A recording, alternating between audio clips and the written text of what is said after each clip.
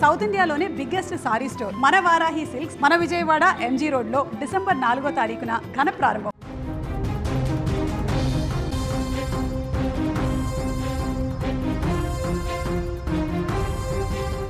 కేరళ ప్రకృతి అందాలకు మారుపేరు. అక్కడి పర్యాటక ప్రాంతాలు ప్రపంచవ్యాప్తంగా ఫేమస్. కానీ ఆ ప్రకృతి అందాలే కొన్నిసార్లు ఊహించని భయాన్ని కలిగిస్తున్నాయి. సరిగ్గా అలాంటి భీకర అనుభవమే కేరళలోని ప్రసిద్ధ పర్యాటక ప్రాంతం మున్నార్లో చోటు చేసుకుంది.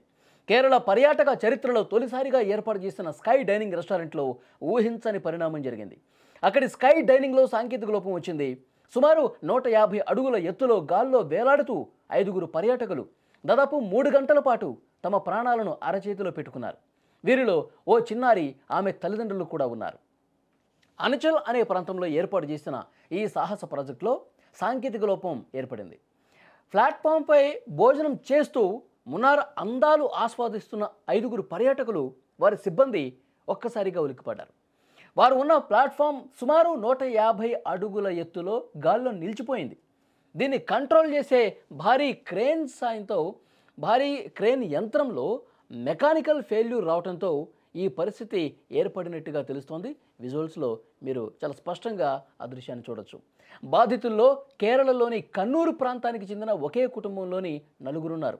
చిన్న బిడ్డతో సహా తల్లిదండ్రులు ఈ ప్రమాదంలో చిక్కుకున్నారు. కళ్ళ ముందు లోయలు, కింద చీకటి పడుతున్న వేళ గాల్లో వేలాటం ఆ కుటుంబానికి ఒక పీడకలగా మారిపోయింది. 3 గంటల పాటు బిక్కుమంటూ అక్కడే ఉండిపోయారు. సమాచారం అందుకున్న వెంటనే కేరళ ప్రభుత్వం, ఫైర్ అండ్ రెస్క్యూ బృందాలు అప్రమత్తమయ్యాయి. స్థానిక పోలీసులతో పాటు అత్యవసర బృందాలు కూడా సంఘటనా స్థలానికి చేరుకున్నాయి. 3 గంటల ఉత్కంఠ తర్వాత రెస్క్యూ సిబ్బంది చివరకు ఆ 5గురిని సురక్షితంగా కిందకు దించగలిగారు. అందరూ క్షేమంగా ఉండటంతో అధికారులు, అక్కడ గుమిగూడిన స్థానికులు, బంధువులు ఒక్కసారిగా ఊపిరి పీల్చుకున్నటువంటి పరిస్థితి.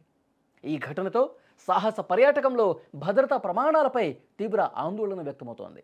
మున్నార్లో ఇటీవలే ప్రారంభించిన ఈ స్కై డైనింగ్ ప్రాజెక్టును భద్రతా కోణంలో పూర్తిగా తనిఖీ చేశారా లేదా అన్న ప్రశ్న ఇప్పుడు ఉత్పన్నమవుతోంది.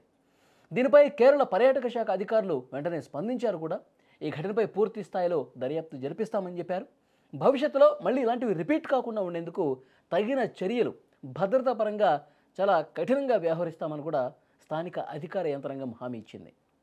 పర్యాటకులు భయపడాల్సిన అవసరం లేదు. ఒక చిన్న సాంకేతిక ఇబ్బంది వల్ల ఈ విధంగా ఏర్పడింది, కానీ మిగతా ఇబ్బంది ఏం లేదని కూడా వాళ్ళు చెప్తా ఉన్నారు. భద్రతా ప్రమాణాలు అమలు చేసి స్కై డైనింగ్ను తిరిగి ప్రారంభిస్తామని అధికారులు స్పష్టం చేశారు.